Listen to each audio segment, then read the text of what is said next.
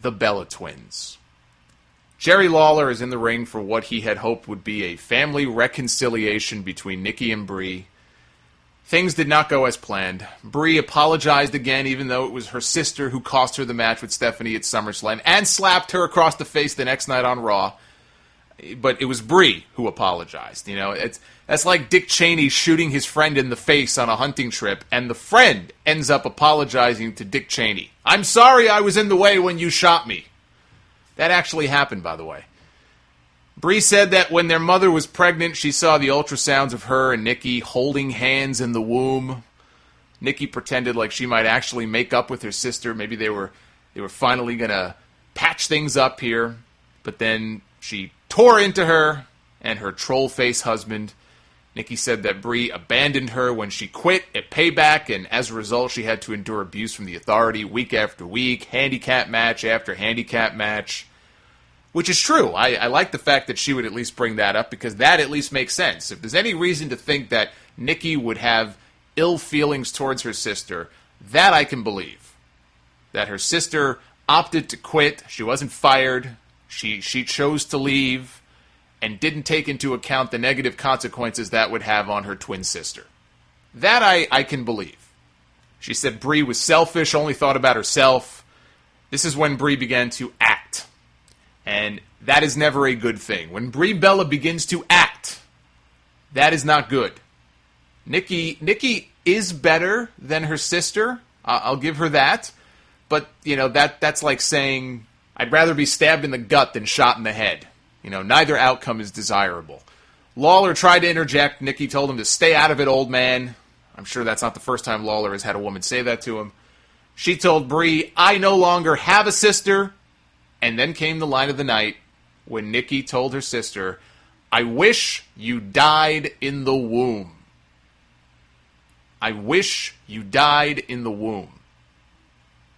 This reminded me of when Vince McMahon told Shane, I will never, ever forgive your mother for giving birth to you. When there is a family feud in WWE, give them credit. At least they go all the way with it.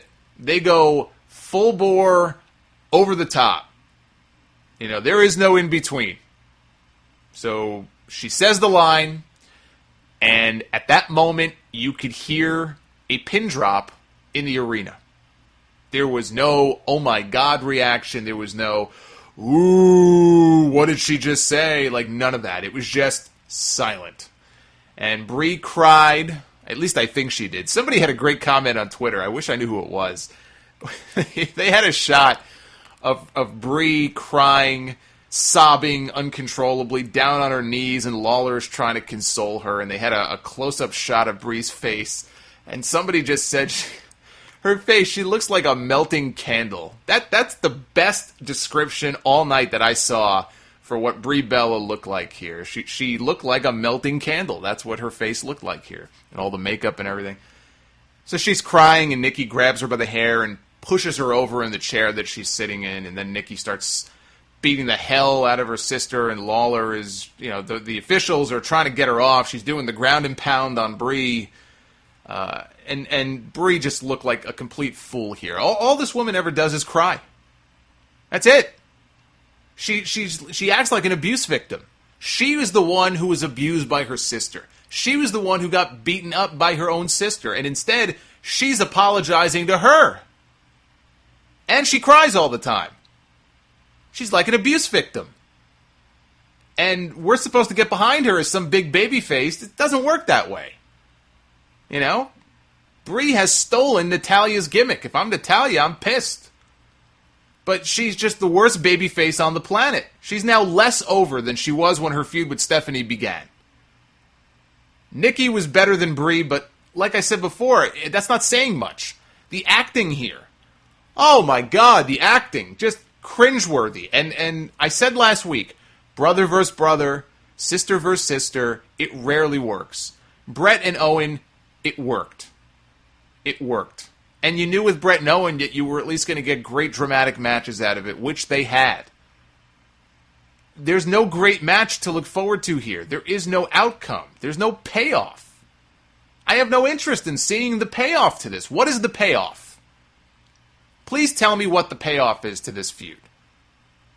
What was the payoff to the Funkadactyls feud with Cameron and Naomi? And I know Naomi now is hurt. I think her eye is still bothering her. She may need surgery again. It's terrible. But for months, they haven't been doing anything on TV. You know, they had a match on the pre-show for, I think, Payback or whatever pay-per-view it was. Maybe Battleground. And just nothing ever since. There was no resolution to it. I mean, maybe they did it on Superstars and I missed it. You know what? It's entirely possible, too, because from what people tell me, whenever they show footage of matches on Total Divas, they see the Superstars banner. Apparently, they take footage from Superstars and act as though, for people who don't know any better, who may not be wrestling fans, they just see them wrestling and probably assume, hey, they're on Raw. Most of the time, that's not the case. So maybe they did wrap up their feud in some Superstars match that 15 people saw, but if not, there's another example for you. No payoff. They just kind of dropped it. I wish they would do that with this feud. I hope they do. This was just bad. Just bad, bad, bad, bad, bad. I wish this segment died in the womb.